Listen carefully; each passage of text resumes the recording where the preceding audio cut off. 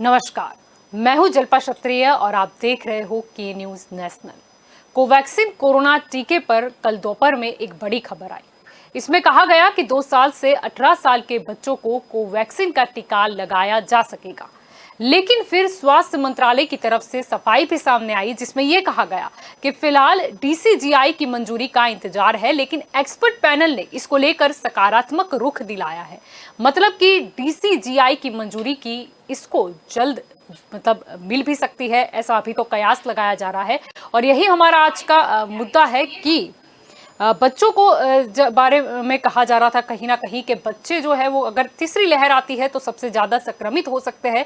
तब जब ये खबर आई है कि बच्चों की वैक्सीन को भी अब जल्द ही मंजूरी मिल सकती है, ये कितना जरूरी भी था। और हमारे साथ इस चर्चा में जुड़ चुके हैं भाजपा की ओर से नीलेश सोलंकी हमारे साथ जुड़ चुके हैं, senior physician doctor Jayesh Trivedi हमारे साथ जुड़ चुके हैं और राजनीतिक विशेषज्ञ जयवंत पंड्या भी हमारे साथ जुड़ चुके हैं। आप सभी का स्वागत है के न्यूज़ में। डॉक्टर जयेश जी, आपसे शुरुआत करना चाहेंगे। सबको बेसब्री से इंतजार है कि कब बच्चों की वैक्सीन आए, क्योंकि कहा यह जा रहा है कि बच्चों को अगर तीसरी लहर आती है तो सबसे ज्यादा खतरा है। बिल्कुल सही बात है आपकी, क्योंकि 2 लहर में एक्चुअली एडल्ट्स ज़्यादा इन्वॉल्व हुए थे और अनवैक्सीनेटेड जो है वो बच्चे ही है जो 18 साल से कम उम्र के हैं। उसके ऊपर के जो उम्र वाले थे उन सबको actually we have given vaccination to majority of the people. 95 crore के आसपास ये वैक्सीनेशन का डोजेज गए हैं। तो इन कंपैरिजन टू दैट बच्चों में गया नहीं था। और यूएस एफडीए ने ये अप्रूव किया है फाइजर की वैक्सीन जो आती है, जो बच्चों के लिए है बिटवीन 18 टू 12 इयर्स के बीच में इन लोगों ने दिया था and it was showing a wonderful result और 96-97% उसकी एफिकेसी थी। तो उसको कंसिडरेशन करके फिर हमारे यहाँ कोवैक्सीन का ट्रायल किया गया और कोवैक्सीन का ट्रायल अभी सितंबर के एंड में ही ख़त्म हुआ है and which is very very positive. और कोई सीरियस एडवर्स इवेंट्स कुछ हुए नहीं है। So that is a wonderful thing. और डोज भी उसका हाफ है। जी जी बिल्कुल। जयवंत जी, आपकी ओर आना चाहूंगी, क्या कहना चाहोगे? क्योंकि हम सभी कहीं ना कहीं इंतजार कर रहे थे कि कब बच्चों के लिए वैक्सीन आए, क्योंकि जिस प्रकार से हम देख रहे हैं कि कुछ राज्यों की बात करें तो कोरोना के केस काफी कंट्रोल में आ गए हैं, वहां पर स्कूल में भी बच्चे जाने लगे हैं। यानी कहीं ना कहीं अगर हम माता पिता की दृष्टि से बात करें तो कहीं ना कहीं वैक्सीन अगर आ जाए और बच्चों को वैक्सीन लग जाए तो किसी को आई थिंक कोई परेशानी नहीं होगी उन्हें स्कूल भी भेजने की। हाँ बिल्कुल, आपकी बात सही है। जैसे छोटे शहर भावनगर, सुरेंद्रनगर को देख ले तो वहाँ पर माता पिता अपने बच्चों को स्कूल भेजने लगे हैं। लेकिन जहाँ तक अहमदाबाद की बात है तो अहमदाबाद के लोग थोड़े डरे हुए हैं, खास करके माँ बाप, क्योंकि बच्चे होते हैं वो बहुत प्यारे होते हैं, हर एक माँ बाप को होते ही है। और खुद को कुछ हो तो वो सहन कर लेते हैं, जैसे हमने कोरोना की दूसरी लहर में भी देखा। लेकिन अगर बच्चे को कुछ होता है तो सहन करना नहीं संभव होता है, क्योंकि बच्चे जान से भी प्यारे होते हैं। तो ऐसी स्थिति में अहमदाबाद के माँ बाप, माता पिता इतना रिस्क लेना नहीं चाहते, ये हम देख रहे हैं। वो कह रहे कि एक बार वैक्सीनेशन आ जाए, टीका आ जाए, उसके बाद वो टीका लग जाए, उसके बाद हम भेजेंगे। तो ये आज की स्थिति हमको देखने को मिल रही है। ऐसे में वैक्सीनेशन की खबर आना, टीके को मंजूरी देना, ये एक बड़ी राहत की खबर है। और अभी जैसा आपने भी बताया डीसीजीए का अप्रूवल आ जाएगा, उसके बाद इसकी शुरुआत होगी। लेकिन इसमें मैंने जो पढ़ा है, क्योंकि मैं I am not health expert and I am not corona expert, लेकिन जो पढ़ा है उसके ऊपर से एक लगता है कि first thing is that children are less likely to affected from corona virus. और उसमें भी वो जो ट्रांसमिट होता है उसकी तो संभावना बहुत कम है। लेकिन जो जिसको बोलते हैं कोरोना हो जाए तो उसके बाद लॉन्ग टर्म सिम्टम्स, डॉक्टर साहब ज्यादा बता सकेंगे मेरे से ज्यादा, लॉन्ग टर्म सिम्टम्स की ज्यादा संभावना रहती है, जैसे फैटिग होना या फिर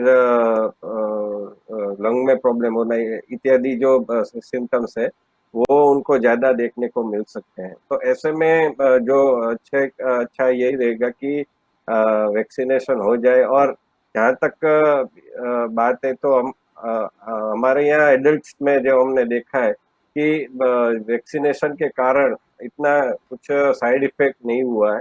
ये अच्छी एक खबर है। तो आशा करते हैं कि बच्चों के लिए भी यही हमको देखने को मिले। जी, जी बिल्कुल।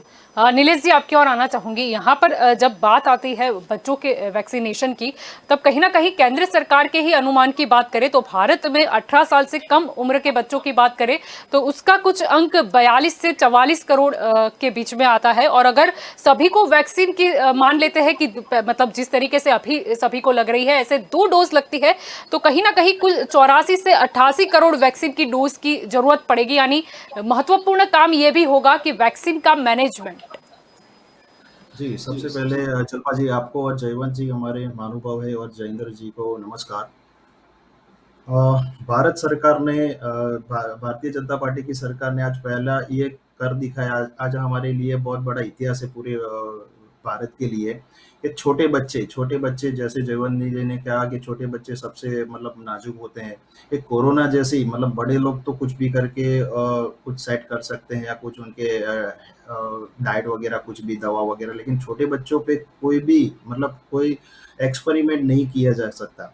और जैसे आज आया कि सब्जेक्ट एक्सपर्ट कमेटी ने कोवैक्सीन को मंजूरी दे दी है, तो drugs and control and general of India ने फाइनली उसको मान्यता दे दी है।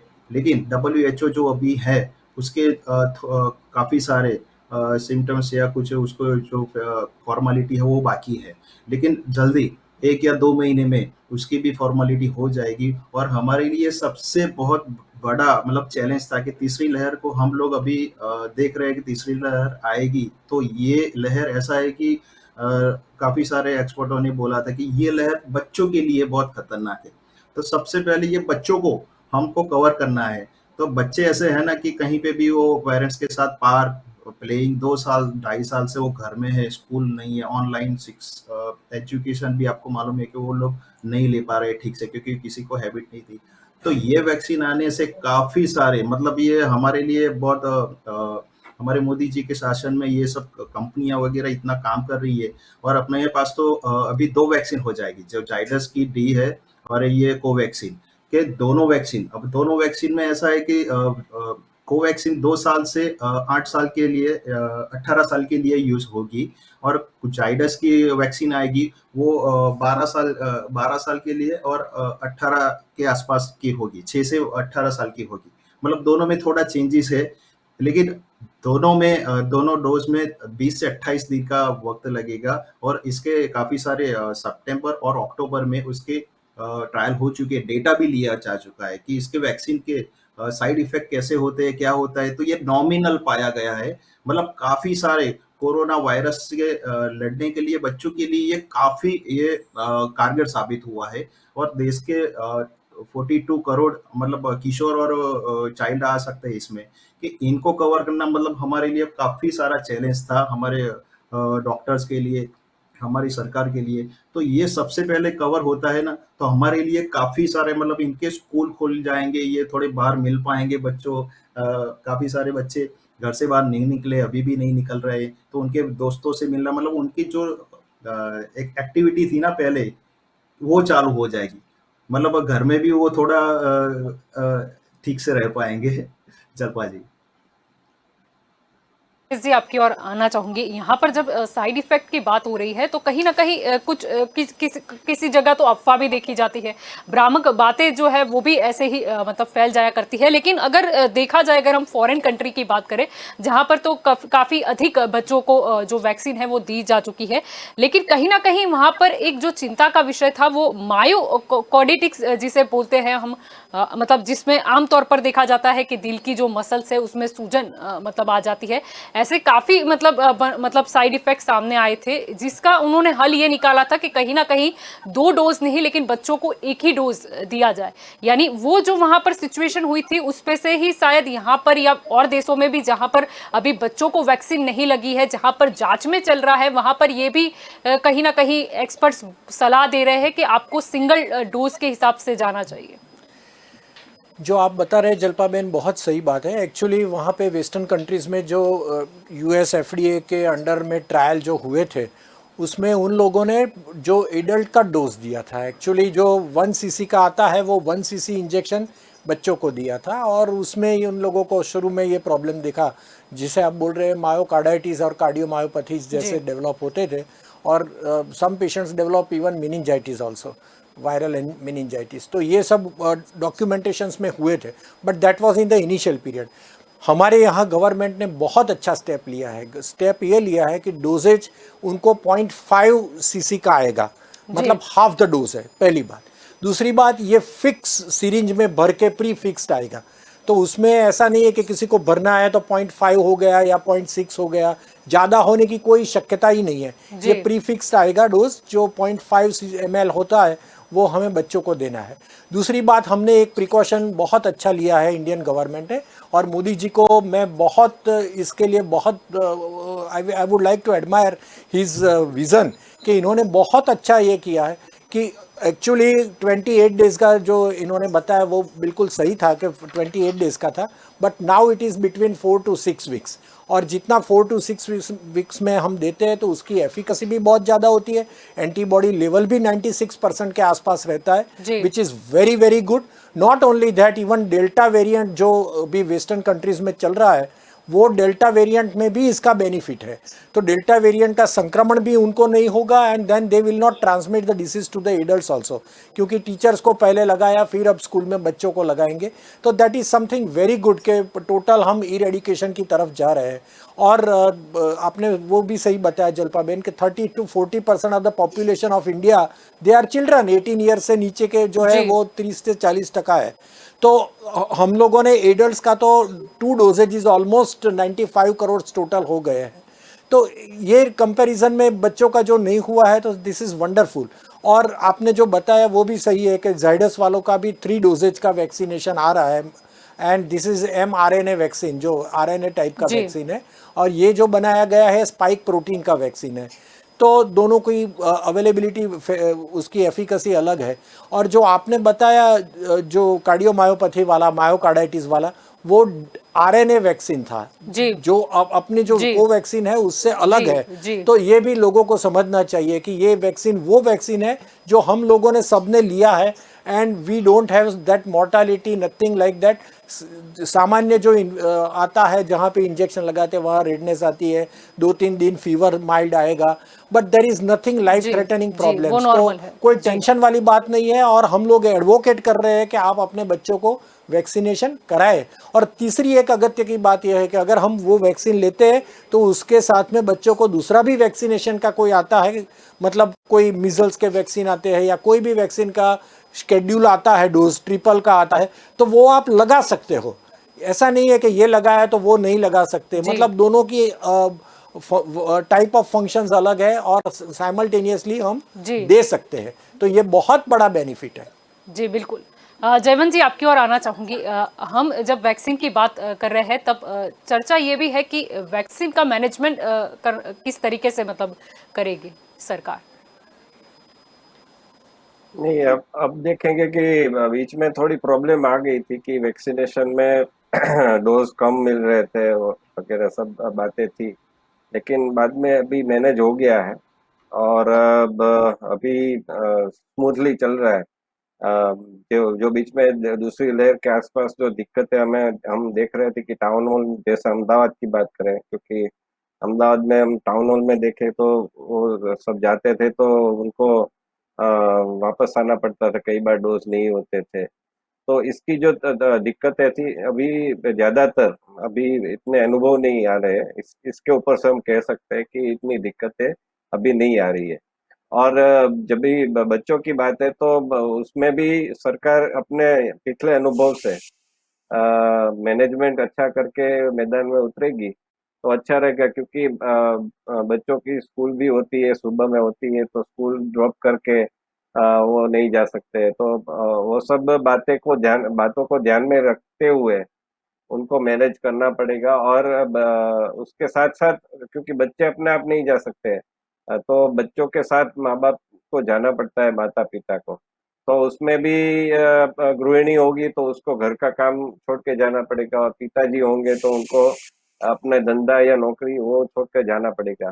तो इसमें इतनी दिक्कत ना हो, वो एक अनुभव, पिछले अनुभव में से सीखते हुए उसकी मैनेजमेंट करनी पड़ेगी। और मैंने तो बार बार अपनी डिबेट में भी इसमें कहा था के न्यूज़ में कि आप ऐसा कर सकते हैं कि कहाँ पर जितने सेंटर्स है तो उसमें अपने आसपास कितने सेंटर है और किस किस सेंटर में कितने रश है और कितना डोज अवेलेबल है, तो उस हिसाब से आप करते हुए जाए, उसकी जो कुछ गवर्नमेंट फैसिलिटी दे तो और अच्छा होगा कि इतनी दिक्कतें नहीं होगी और एक अच्छा अनुभव आएगा, तो माता पिता भी उत्साहित होंगे अपने बच्चों को लेकर जाने में। तो सरकार को ये एक अनुभव ध्यान में रखते हुए अपना मैनेजमेंट करना पड़ेगा। आप कुछ कहना चाहते हैं? हाँ, जी। एक्चुअली आप बच्चों के पास क्या आधार कार्ड और पान कार्ड वगैरह कुछ नहीं होता, तो उनका रजिस्ट्रेशन कुछ ऐसी तरीके से करना पड़ेगा कि जो स्कूल्स में जो नंबर्स उनके होते हैं, नाम होते हैं वगैरह वगैरह, उनका एड्रेसेस होते हैं, उनको फीडबैक में लेना पड़ेगा, क्योंकि फिर सर्टिफिकेशन में वो इश्यू नहीं हो। जैसे एडल्ट में हमारे पास तो पान कार्ड आधार कार्ड होते हैं, तो जी। रजिस्ट्रेशन बहुत इजीली होता है। इनके लिए टेक्निक कुछ अलग करना पड़ेगा, जो वेस्टर्न स्टाइल की है टेक्निक वही करना पड़ेगा। जी। जी बिल्कुल। नीलेश जी, आपकी ओर आना चाहूंगी। यहाँ पर प्रश्न ये भी है कि चलो बच्चों की वैक्सीन को मंजूरी भी मिल जाएगी, आ भी जाएगी, और अगर मैनेजमेंट की बात करें तो फिर याद आता है कहीं ना कहीं ग्रामीण इलाका, कि वहां पर हमने देखा गया था कई बार ये होती है कि कुछ भ्रामक बातें भी फैली होती है, या फिर वो लोग इतने नीरस होते हैं या कोई उन्हें एक भय होता है अंदरूनी जिसकी वजह से वो कहीं ना कहीं ऐसा सोचते हैं कि अभी तो हमें कुछ कोरोना नहीं है तो हम क्यों वैक्सीन ले। यानी ये भी ध्यान रखना होगा, और खास तौर पर जब बात आती है बच्चों की तब कोई रिस्क लेना नहीं चाहता। जी, जी, जी। आपने सही बात बोला कि जब से पहले वैक्सीन लॉन्च हुआ था, जब शुरू हुआ था, तब काफ़ी सारे ऐसा था कि ये वैक्सीन कोई कार्य मतलब ये काफ़ी आपको मालूम है कि काफ़ी सारे टाउन ये सब उसके जो भी डोम थे वो खाली पड़े रहते थे, कोई जाता नहीं था। हम लोग ऐसे सच में बोलूँ जलपा जी, हम लोग है ना ऐसे रोड पे हमारे जो भी स्थानिक है विधानसभा होती है, हम लोग वहाँ पे खड़े रहे, भाई जाओ वैक्सीन लेके आओ। लेकिन धीरे-धीरे जैसे ये अवेयरनेस बढ़ने लगा, मतलब लोगों का क्या लगा कि भाई अभी जीना है तो एक ही मंत्र है वैक्सीन, क्योंकि दुनिया में इस मतलब कोरोना की कोई ऐसी जड़ बेसला कोई दवा नहीं है, लेकिन वैक्सीन है तो हाँ चलो ये थोड़ा थोड़ा लोगों को ट्रस्ट आने लगा और ग्रामीण में ये सबसे लास्ट में आने लगा। तो जैसे जैसे ये लोगों को मतलब लगा कि भाई हाँ वैक्सीन लेना ही है, तो अभी देखिए आप मतलब अपना काफी सारा टारगेट हम लोग गुजरात में या काफी सारे सेंटर में हम लोग काफी सारे स्टेट है, तो काफी सारे हम लोग 50% के ऊपर आ चुके हैं। और बच्चों के लिए भी ऐसा है कि बच्चों के लिए जैसे ही ये वैक्सीन है, तो जिसको सबसे पहले डिसीज है, जिसको अस्थमा है या कुछ कैंसर है या कुछ है, तो हम लोग सबसे पहले उनको वो वैक्सीन देंगे कि वो सबसे पहले कवर हो जाए, फिर नॉर्मल बच्चों की तरफ बढ़ेंगे। और जैसे ही ये रूरल है, तो रूरल में भी ऐसा है कि अभी बच्चों के लिए तो माँ बाप हर जगह एक जैसा ही सोचते हैं पूरी दुनिया में, कि शहर हो या गांव हो, बच्चों के लिए कोई इतना रिस्क नहीं ले पाएगा। हाँ बड़े हैं तो थोड़ा चल जाएगा भाई, चलो ठीक है, देख लेंगे छोटी मोटी गोली। लेकिन बच्चों के लिए वो गाँव में भी इतने सक्रिय है माँ बाप कि हाँ भाई बच्चों के लिए है ना कुछ है। और वैसे ही आपने जैसे देखा कि हर जगह भी बड़ों के लिए भी वैक्सीन काफी सारे सेकंड डोज की तरफ भी हम लोग बढ़ने लगे हैं। तो बच्चों में भी हमारी भारत सरकार, भारतीय जनता पार्टी की सरकार काफी सारा अच्छा, मोदी जी के शासन में हम लोग अच्छा इसका कोष्टक सेट करेंगे कि कोई बच्चा रह ना पाए। सबसे पहले मैंने जैसे बोला कि जैसे जो सीरियस बीमारी वाले होते हैं, अस्थमा या कैंसर या कुछ ऐसे, तो उनको सबसे पहले कवर किया जाएगा, बाद में नॉर्मल बच्चों की तरफ। मतलब जैसे सर ने बोला कि स्कूल में इनके आधार कार्ड काफी सारे होते हैं अभी, काफी सारे स्कूलों ने आधार कार्ड ये सब काफी मतलब पास में करवाया है, तो वो भी नहीं होता है, तो इसके बेस पे थोड़ा थोड़ा आगे हम लोग भी उनके नंबर से, उनके स्कूल से मतलब बच्चों को कवर करना बहुत ईजी भी रहेगा और उनका डेटा भी अपने पास है, तो कोई दिक्कत नहीं आएगी। चलपा जी। बिल्कुल। डॉक्टर जयेश जी, आपकी ओर आना चाहूंगी। महत्वपूर्ण ये भी है कि सरकार को मैनेजमेंट तो करना होगा, और साथ ही कुछ अगर हम बोल सके एडवर्टाइजमेंट के माध्यम से या ऐसे कोई, क्योंकि कई बार क्या होता है, जैसे हम शहरी इलाकों की बात भी करें या किसी भी इलाके की बात करें, कहीं ना कहीं लोग डॉक्टर्स जो होते हैं वो क्या एडवाइस दे रहे हैं या वो क्या बोल रहे हैं वो सुन के उन्हें कहीं ना कहीं लगता है कि नहीं अब डॉक्टर बोल रहे हैं तो ये सेफ है। क्योंकि कई जगह पर ये भी देखा गया था, अगर हम बात कर ले कहीं ना कहीं ये कोरोना काल में कुछ दवाइयाँ जिसमें कुछ बातें ऐसी फैल गई थी कि जिन्हें जरूरत नहीं थी, वो भी उसके लिए दौड़ उन्होंने रख दी थी, मतलब दौड़े चले गए थे। यानी कहीं ना कहीं यहाँ पर ये ध्यान भी रखना होगा सरकार को कि एक एक्सपर्ट पैनल है उसको भी बुलाए, एक अच्छी सी मतलब एडवर्टाइजमेंट भी बने जिससे लोगों के मन में अगर कुछ शंका है तो वो वहीं की वहीं खत्म हो जाए।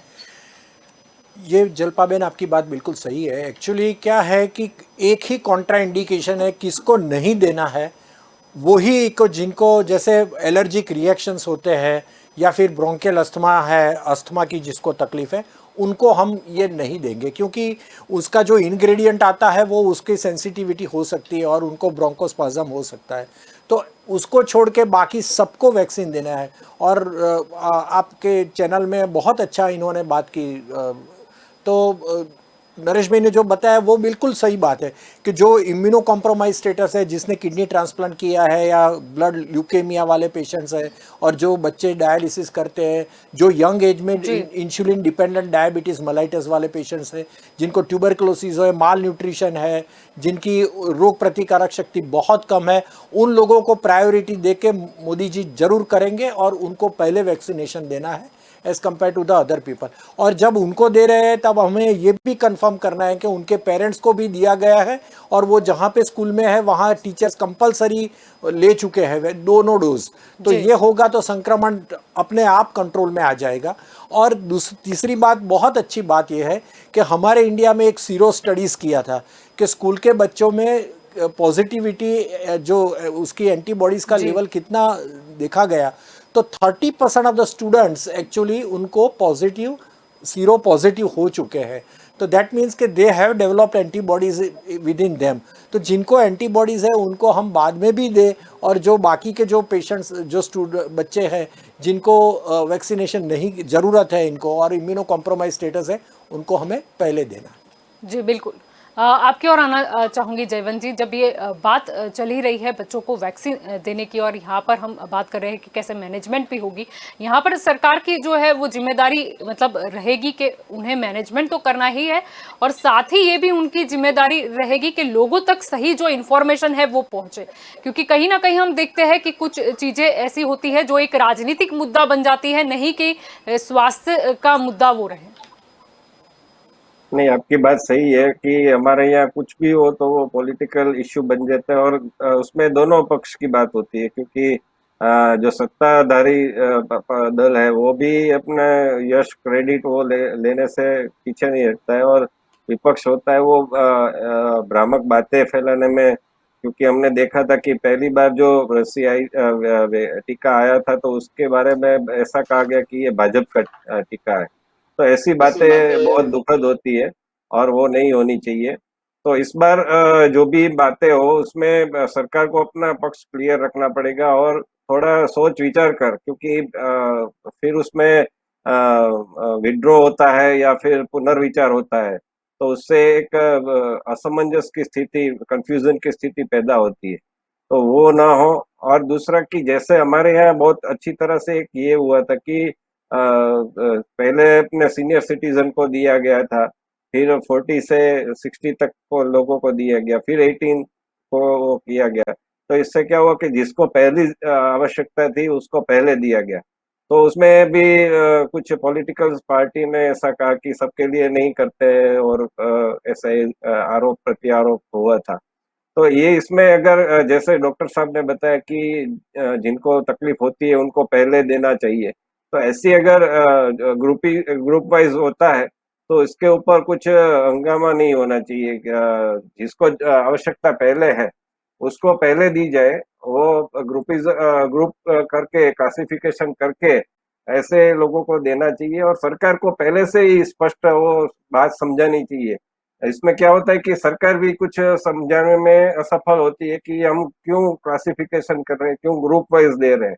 तो इसमें वो भी अपनी तरह से एक स्पष्ट वो उसका करे, वो कैंपेन चलाए। और अभी तो बीजेपी का जो वो है कि अभी गांधीनगर में भी चुनाव जीत के आए, कार्यकर्ता बहुत सारे हैं, तो कार्यकर्ताओं को इसमें जोड़कर कैंपेन चलाना चाहिए, और बच्चों को जो भी वैक्सीनेशन है उसके लिए प्रमोट करना चाहिए कि नहीं इसमें कुछ नहीं होगा।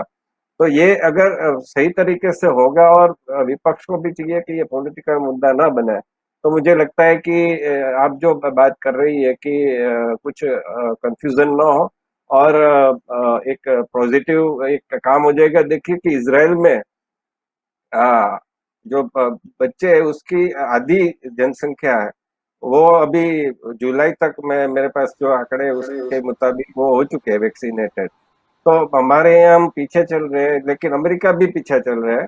अमेरिका में भी अगले महीने से शायद आ जाएगी, ऐसे उदाहरण है।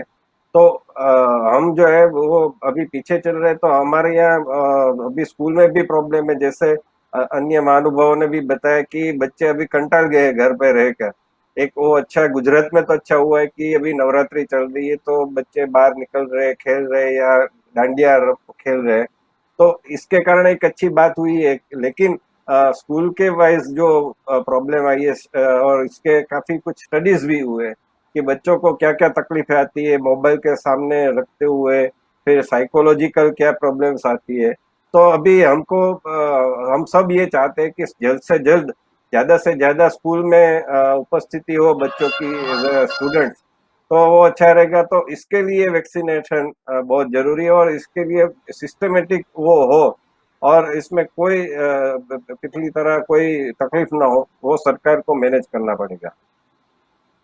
नीलेश जी, आपकी ओर आना चाहूंगी। जैसे कि हम बात कर रहे हैं दूसरे देशों की भी, अगर फ्रांस की बात करें तो कहीं ना कहीं 12 से 17 साल के आयु वर्ग की बात करें तो करीब 40% लोगों को, यानी कि 2 मिलियन से ज़्यादा लोगों को वहाँ पर पहली जो डोज है वो लग चुकी है। अगर स्पेन की बात करें तो वहाँ पे भी अंक कुछ 40% के आसपास है। इटली की बात करें तो वहाँ पर भी मतलब अच्छी संख्या में वहाँ पर बच्चों का वैक्सीनेशन पहुँच गया है।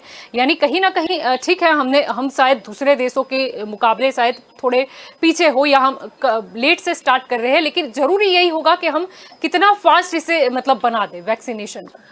जी जी जल्पा जी, जयेंद्र जी ने जैसे बोला कि पॉलिटिक्स ना हो, बहुत अच्छा बात आपने बोला कि वैक्सीन बच्चों के लिए कोई पॉलिटिक्स होनी ही नहीं चाहिए। और ऐसा नहीं, भारतीय जनता पार्टी की सरकार मोदी जी के शासन में कभी ये जब जीने मरने की बात आती है तो ये एक सोशल कॉज में कभी कोई पॉलिटिक्स नहीं होता है कि हमको किसी ने वोट दिया नहीं दिया हम इसको वैक्सीन देंगे नहीं देंगे, ऐसा नहीं, सबके लिए है।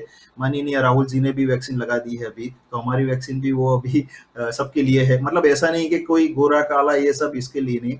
बाकी हमारी इंडिया में पॉपुलेशन आपको मालूम होगा 140 के भी ऊपर जा रही है। मतलब हम लोग 50% कवर कर चुके हैं। तो मतलब समझिए कि इसमें अमेरिका आ गया, इसराइल आ गया, मतलब छोटे छोटे देश इतने आ गए ना कि पूरे मतलब पूरा हिंदुस्तान जब तक वैक्सीन ले लेगा ना तो मतलब पूरी दुनिया इसमें आ जाएगी।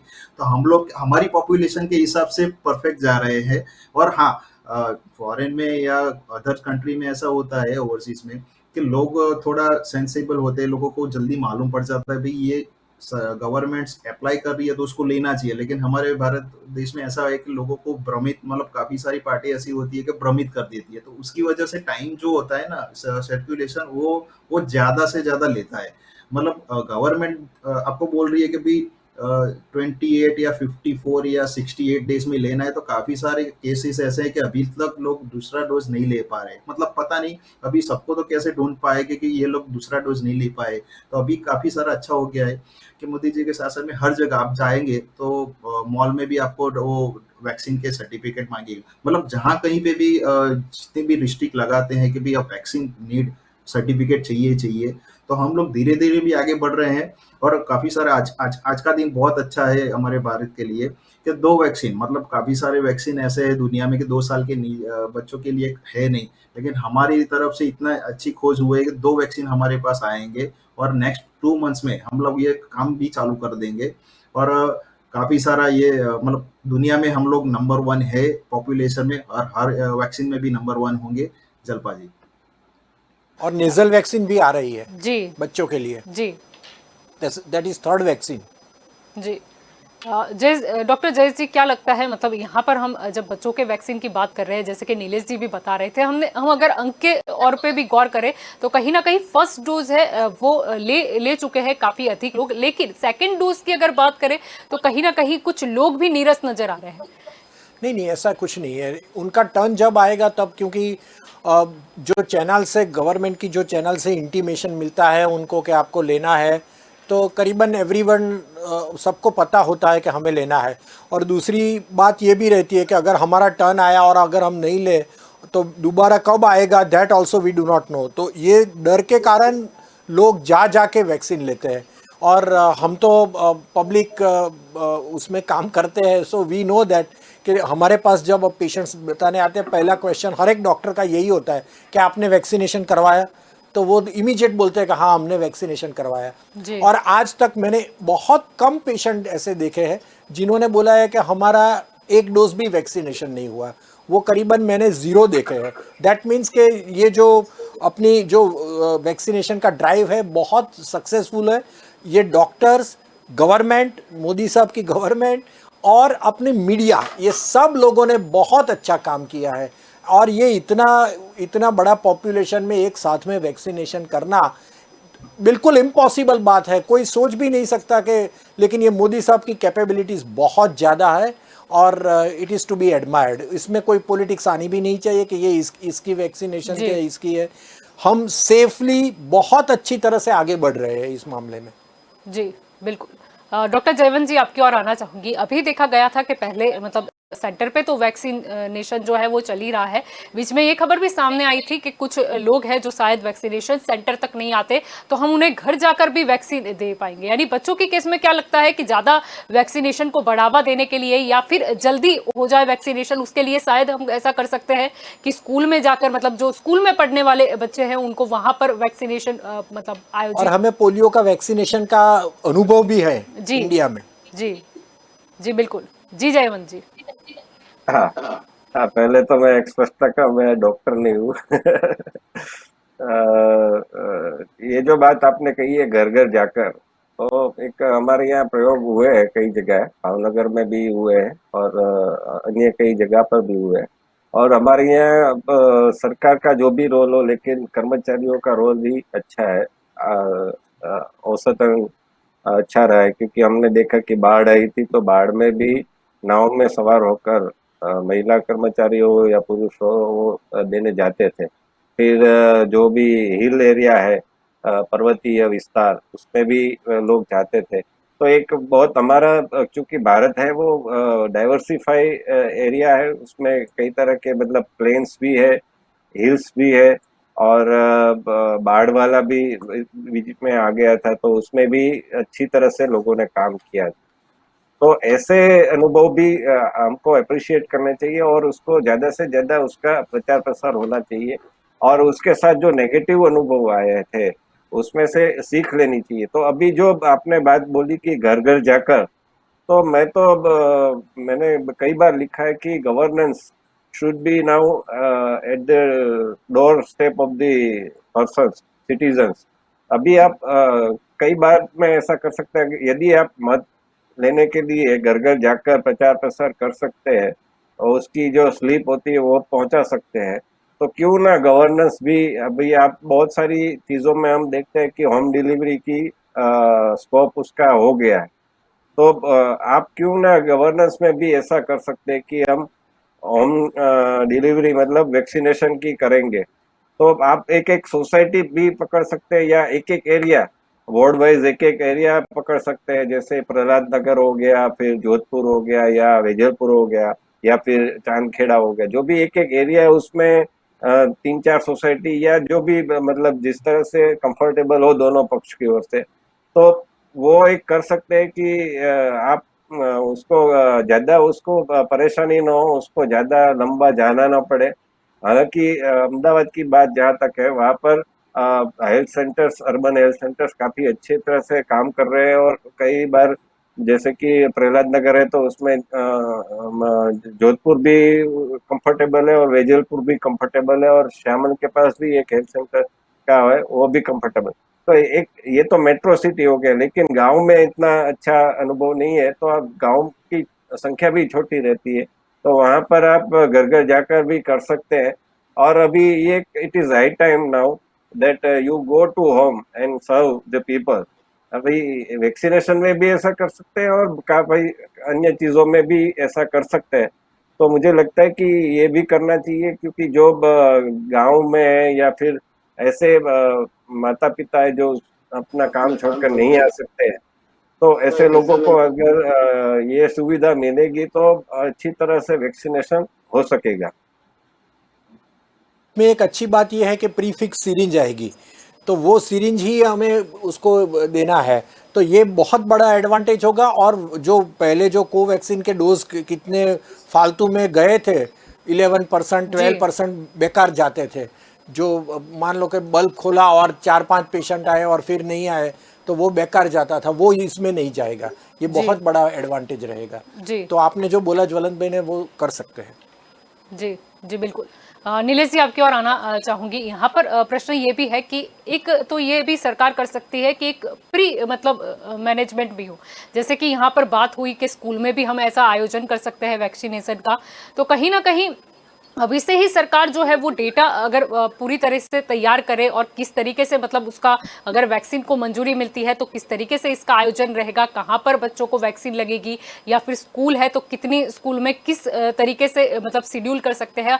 अगर ये सारी चीज़ें अभी ये जो 2 महीने हैं जहाँ तक शायद मंजूरी मतलब मिल जाए, तब तक अगर सरकार ये कर ले तो जैसे ही मतलब अप्रूवल मिलता है वैसे ही हम स्टार्ट कर सकते हैं।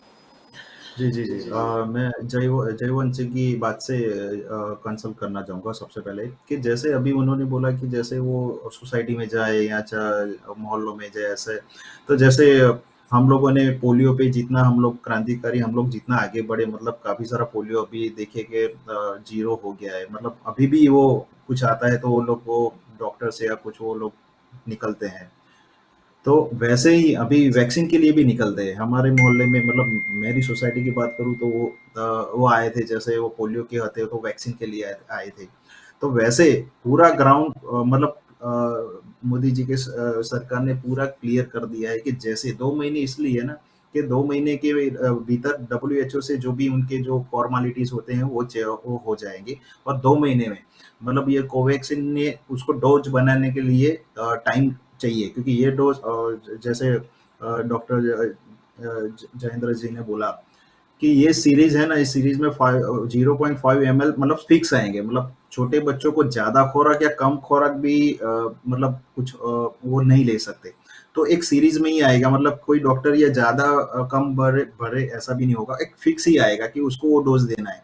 तो वैसे ही हम लोग स्कूल वहाँ पे जो आंगनवाड़ी होते हैं, जो प्री स्कूल होते हैं या गांव होते हैं, तो हर तरह से हमारा पूरा प्लानिंग वर्कशॉप हमारा पूरा चालू ही है। और आपको मालूम है कि इतने बड़े लोगों को या एडल्ट लोग को हम लोगों ने पूरे वैक्सीन तरफ खींचे हैं। मतलब इतना हम लोग फिगर्स लेके आए हैं सबको देने के लिए।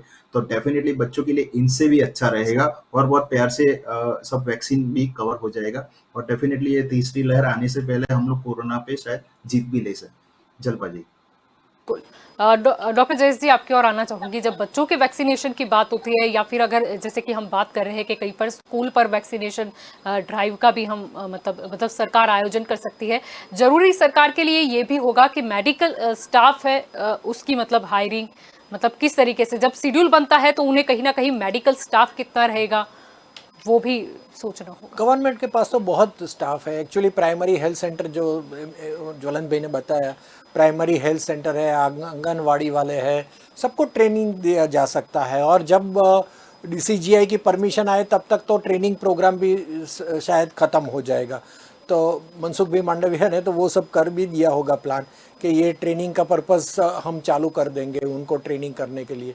तो I think it will not be difficult. और हॉस्पिटल्स है, बड़ी बड़ी गवर्नमेंट हॉस्पिटल है और प्राइवेट हॉस्पिटल्स जहाँ पे पीडियाट्रिक यूनिट्स चलते हैं, छोटी छोटी हॉस्पिटल्स जहाँ प्योर पीडियाट्रिशंस होते हैं, वहाँ पे भी शायद ये सब चालू करवा देंगे।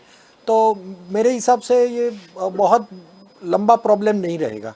और हमारे पास डोजेज भी बहुत ज़्यादा बनेंगे क्योंकि एक में से हम 2 बना सकेंगे। तो ये बहुत 1 ml में से 0.5 के 2 पे आ जाएंगे, तो बहुत बड़ा इश्यूज नहीं रहेगा। और अपने हेल्थ वर्कर्स तो बहुत है हमारे पास। ये जैसे पोलियो में मैंने बताया पहले कि पोलियो में हमने घर घर जाके हर एक को दिया है वैक्सीनेशन, वो पोलियो का वैक्सीनेशन करवाया है। और ये ड्राइव अभी सेकंड टाइम भी गवर्नमेंट ने चलाई थी 5 साल के बाद, जो रिपीट करते थे वो भी। तो दैट और टोटल पोलियो हमने इरेडिकेट किया है, वो हमारे पास प्रूफ है। Because of the vaccination drive only.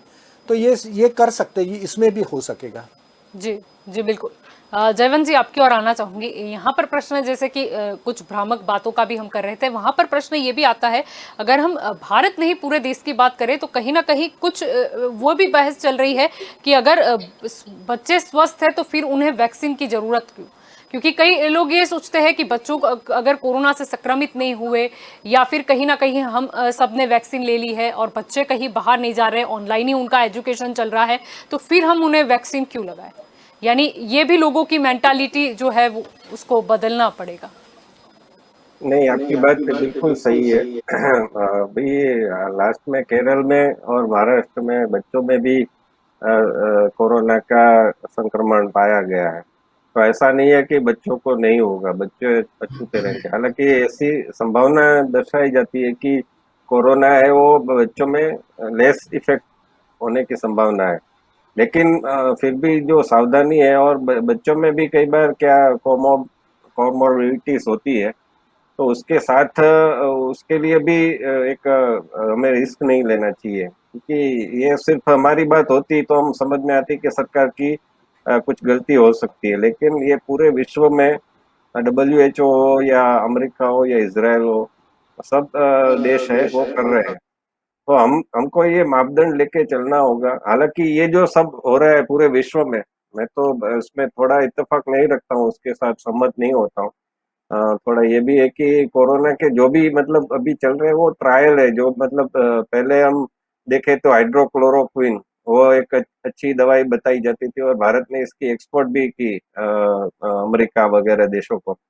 फिर रेमडेसिविर की बात आ गई, फिर जोम्बो ऐसा कुछ नाम था, मैं नाम भूल गया हूँ अभी। तो इसमें ट्रायल ट्रायल एंड एरर चल रहे हैं रेमडेसिविर की भी, और अभी ये देखेंगे तो उसमें काफी साइड इफेक्ट्स भी देखने को मिलते हैं। जो भी उससे बाहर आ चुके हैं ऐसे पेशेंट को भी अभी सांस लेने की तकलीफ हो, या फिर थकान की तकलीफ हो, या दूसरी कुछ तकलीफ हो, बाल गिरने की प्रॉब्लम हो, वो सब देखने को मिल रही है। तो इसके साइड इफेक्ट्स भी होते हैं। मैं गलत हो सकता हूँ, लेकिन ये मेरी पढ़ाई के द्वारा धारणा बनी हुई है। तो इसके साथ साथ बच्चों को ये चाहिए कि माँ बाप को चाहिए, और ये सिर्फ कोरोना के संदर्भ में नहीं है, अभी नई नई ऐसी बीमारियां आने ही वाली है। जैसे स्वाइन फ्लू आ गया था, चिकनगुनिया, अभी चिकनगुनिया के बहुत सारे केसेस हमको देखने को मिल रहे हैं, बच्चों में भी देखने को मिल रहे, डेंगू है। तो ऐसे जो भी मतलब अभी ये क्या है कि कुदरत का नियम होता है कि आप एक बीमारी पर विजय प्राप्त कर लेते। जैसे कई सालों पहले टीबी टीबी था, वो एकदम खतरनाक बीमारी, घातक बीमारी थी। तो अभी वो इतनी बीमारी नहीं है, उससे हम छुटकारा पा सकते हैं कुछ ही महीनों में, एक साल में। तो ऐसी तो नई बीमारी आ जाती है। तो कुदरत तो अपना काम करती है, क्योंकि उसको बैलेंस भी करना होता है, तो हम ये बात नहीं कर सकते। लेकिन इसके लिए चाहिए माँ बाप को कि वो अपने बच्चे को इम्यूनेंट बनाए, उसकी जो इम्यूनिटी है वो बढ़ाए। तो इसके लिए भी आप थोड़े आयुर्वेदिक उपचार भी कर सकते हैं, एलोपैथिक भी कर सकते हैं, जिसमें आपकी रुचि हो। जैसे हल्दी वाला दूध हो गया, या फिर आदू हो गया, जिंजर, ऐसे ऐसे कई उपाय होते हैं, और एलोपैथिक के भी होते हैं। तो उसके भी उपाय कर सकते हो। ये हमको कंटिन्यू करना पड़ेगा, क्योंकि हमको अगर फिटनेस चाहिए, और हमको चाहिए कि हमारा हेल्थ के ऊपर कम से कम उसका खर्च हो, तो इसके लिए हर एक माँ बाप को चाहिए अपने आप को फिट रखे और अपने बच्चे को भी फिट रखे। तो ये तो करना पड़ेगा। और जो भ्रामक बातों की बात थी, तो उससे भी आपको उबरना पड़ेगा। इसमें सोशल मीडिया का पॉजिटिव रोल भी हो सकता है और नेगेटिव रोल भी हो सकता है। तो इसमें ये हमको मीडिया के तौर पर भी, और मेरे मेरे जैसे एक्सपर्ट भी, जो राजनीतिक विशेषज्ञ हो, वो भी बता सकते हैं ये। अब बीजेपी वाले भी बता सकते हैं, कांग्रेस वाले भी बता सकते हैं ये सब, और डॉक्टर लोग भी बता सकते हैं कि इसमें सच्चाई क्या है। तो आपको ये कुछ मैसेज आ गया और उसको आप फॉरवर्ड करने लगोगे, तो ऐसे करने से हमको बचना होगा। और उसकी वेरिफिकेशन हम क्या कर सकते हैं, बीजेपी को पास हमारी अपेक्षा ये है कि आज से ही ऐसा कुछ प्लानिंग करें कि अगर आपके पास कुछ मैसेज आते हैं, तो इसके ऊपर सीधा सीधा विश्वास करने के बजाय आप कुछ नंबर दीजिए, या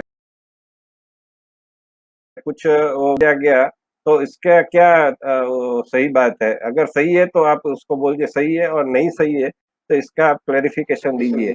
तो कोई भी मतलब फॉरवर्डिंग करने से पहले ऐसा कुछ होगा, टोल फ्री नंबर होगा, तो इससे वो बच सकेंगे। और इसका ज़्यादा से ज़्यादा प्रचार भी होना चाहिए कि ये एक आप किसी भी मैसेज को फॉरवर्ड करने से पहले ये टोल फ्री नंबर पर वेरिफिकेशन कीजिए या व्हाट्सएप में वेरिफिकेशन कीजिए। तो इससे अच्छा ये भ्रमणा नहीं फैलेगी, भ्रामक बातें नहीं फैलेगी। जी नीलेश जी, आप कुछ कहना चाह रहे थे? जयवंत जी ने जैसे बोला सही बात है कि जैसे ये भ्रामक मतलब काफी सारे होते हैं कि भ्रामक बातें फैलाते हैं, ये सब अफवाहें फैलाते हैं। तो हमारी भारतीय जनता पार्टी एशिया की सबसे बड़ी पार्टी है। तो हमारा एक मोदी जी के शासन में पूरा एक वर्कशॉप ऐसा रहता है कि भारतीय जनता पार्टी के छोटे से छोटे कार्यकर्ता और बड़े से बड़े नेता, कोई भी मैसेज आता है ना, मतलब कोई भी जनप्रतिनिधि का कुछ भी ऐसा, तो सबसे पहले उसको पहले चेक करते हैं। ऐसे नहीं कि भाई किसी के हाथ में आओ तुरंत अपने मतलब उसको फॉरवर्ड कर दे। मतलब ये होता है कि भाई उसको पहले चेक करिए मैसेज कहाँ से आया, क्या है, मतलब लोगों में कोई प्रॉब्लम तो नहीं करेगा, ये क्या है, मतलब अफवाह है कि क्या है, ये इसको जानना चाहिए। जैसे अपने हर बार कमिश्नर का एक आता है सर्कुलर कि भाई अफवाहों को फैलाइए नहीं। मतलब समझिए कि सबसे पहले मोबाइल, सोशल मीडिया ये सब होती है, तो हमारे भारतीय जनता पार्टी में एक एक ट्रांसपेरेंसी सबसे ज्यादा रहती है, और सबसे पहले वो चेक होता है कि भाई ये कुछ आया है तो क्या है, मतलब इस पे जांच होती है भाई ऑथेंटिक है, अच्छी है, गवर्नमेंट ने भी दिया है। अगर बाई चांस ऐसा होता है कि भाई गवर्नमेंट ने कुछ सरकार ने नहीं मैसेज डाला, वो मार्केट में खूब फरता मतलब फॉरवर्ड हो जाता है पूरा कि भाई ये क्या है कोई ऐसा। लेकिन ऐसा कुछ नहीं होता है। सबसे पहले हम लोग चेक करते हैं, उसके बाद ये सही है मैसेज तो उसको आगे जाने देते हैं, सही मैसेज नहीं है कि लोगों को मतलब भ्रमित करना है या ऐसा है, तो वो मैसेज को वहीं रोक देते हैं। तो वो मतलब सबसे वो माइक्रो प्लानिंग ही रहता है कि कहीं पे भी किसी को वो कंफ्यूजन ना रहे और सही मार्गदर्शिका मिले, हर सही जगह उसको जो सेंटर पे वैक्सीन मिले या वैक्सीन में कुछ प्रॉब्लम है, ऐसी कोई भ्रमकता ये सब कुछ ऐसा नहीं है। और जी एक लीडिंग न्यूज़पेपर में पढ़ा कि 100% मतलब अपनी एयरलाइंस ओपन होने जा रही है, नवरात्रि का माहौल है। तो धीरे धीरे मतलब वो अपनी 2 साल पहले साइकिल में आज आने वाले हैं। एक खुशी की बात है। और आज सबसे बड़ा अच्छा दिन है कि बच्चों के लिए, मतलब बच्चे सबसे मतलब कोमल रहते हैं, तो उनके लिए भी एक खुशखबरी है कि एक नहीं दो वैक्सीन आने वाली है। और मतलब मैं समझता हूँ कि 3 या 4 महीने मतलब इस बार अच्छी दिवाली जाएगी और आने वाली दिवाली इससे भी अच्छी जाएगी। जलपा जी।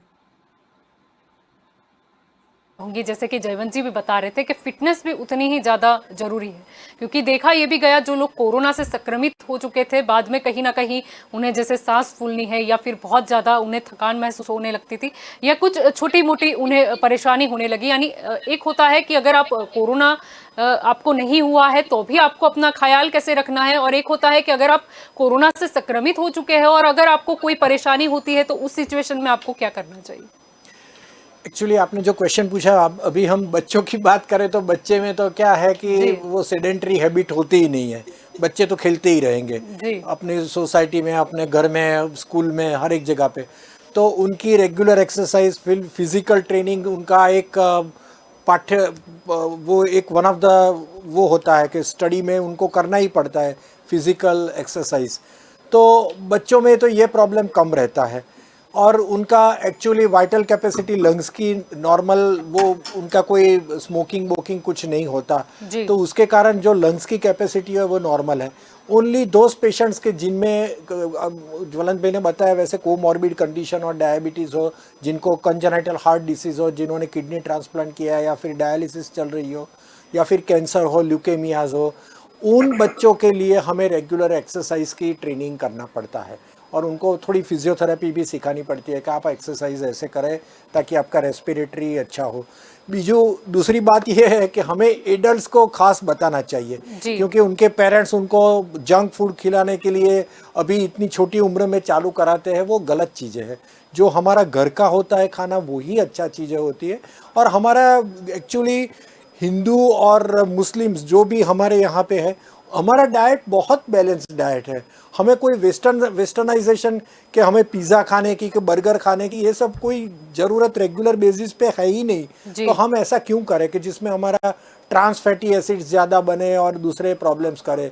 तो हम नॉर्मल अपना बैलेंस डाइट खाएं, दाल भात रोटली शाक जो भी है, फ्रूट्स है वगैरह वगैरह, दूध पीते रहे, अपना रेगुलर एक्सरसाइज करे, दौड़ता रहे, बस वही करना है। We should walk for 30-40 minutes a day, vigorous exercise करें, और गंदी चीज़ों का सेवन करना बिल्कुल बंद करें। अल्कोहल है, टोबैको है, स्मोकिंग है, ये सब जी। चीज़ें हमें अवॉइड करनी है।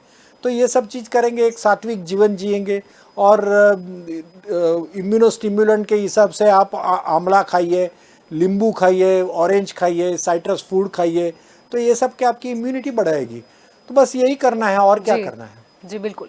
और डॉक्टर कोविड की जी। जो कोविड की जो गाइडलाइन हम गवर्नमेंट ने दिया है और जो चल रही है, मास्क पहनना है, सोशल डिस्टेंसिंग रहना है और वैक्सीन करना है, ये सब चीज़ें हमें करनी चाहिए। जी बिल्कुल।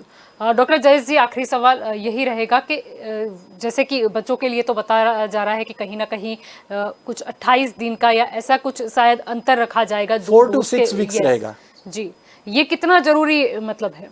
ये बिल्कुल ज़रूरी है, क्योंकि 4 to 6 वीक्स में जो हमारे एडल्ट्स में स्टडी किया गया था, तो 4 to 6 वीक्स में एंटीबॉडीज़ का लेवल बहुत ज़्यादा होता है एज़ कम्पेयर टू हम छोटे पीरियड में होते हैं। ओनली थिंग कि इसका डोज थोड़ा कम है, लेकिन बच्चों की बॉडी सरफेस एरिया भी कम होता है।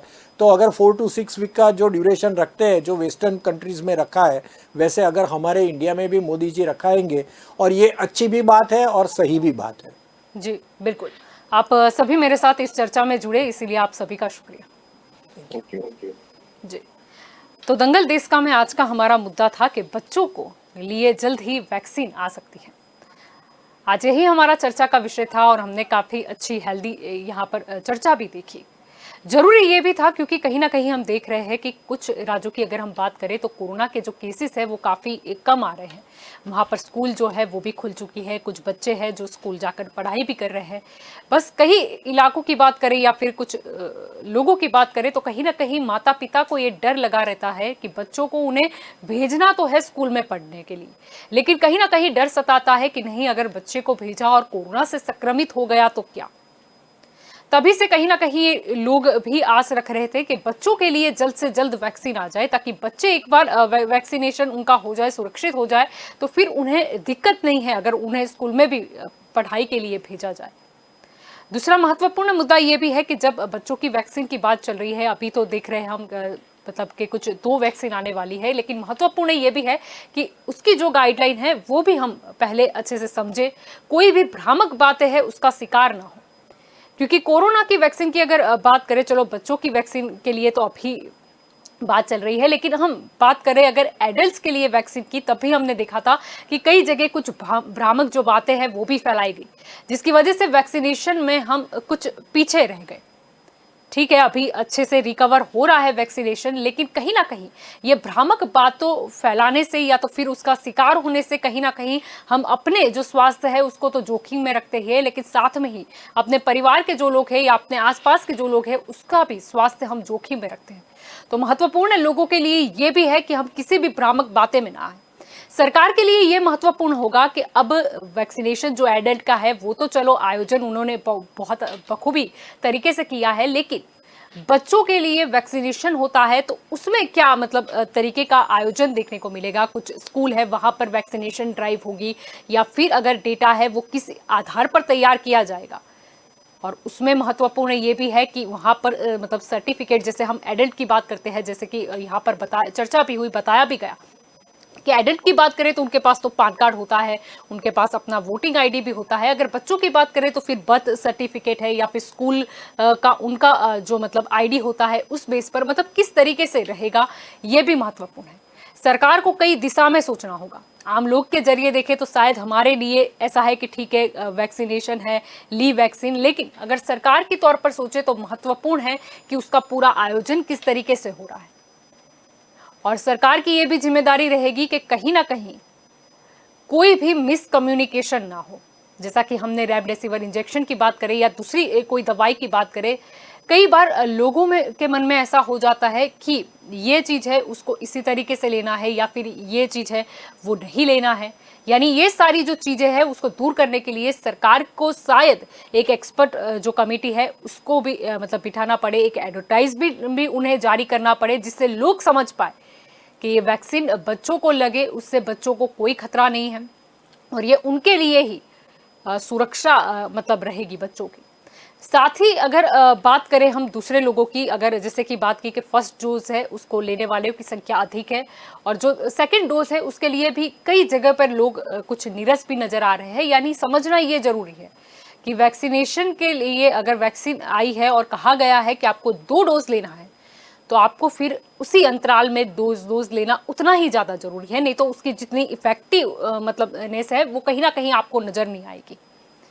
और अंत में तो यही कहना चाहेंगे कि आज हम यही रख रहे हैं कि बच्चों के लिए जल्द से जल्द वैक्सीन आए और पेरेंट्स भी जो है वो अपनी जिम्मेदारी समझे, अपने बच्चों को वैक्सीन अगर आती है, मंजूरी मिल जाती है तो वैक्सीन अवश्य से लगाए और जो भी अंतराल में वैक्सीन ले रही है उसी अंतराल को ध्यान में रखें। ऐसा नहीं कि आप भूल गए या फिर आपने कुछ बेदरकार मतलब ली के नहीं, अभी नहीं, चलो ठीक है नेक्स्ट वीक ले लेंगे या तो फिर चलो 10-15 दिन बाद ले लेंगे या फिर अभी एग्जाम आ रही है अभी नहीं बाद में ले लेंगे। यानी ये सारी चीज़ों से लोगों को बचने की आवश्यकता है।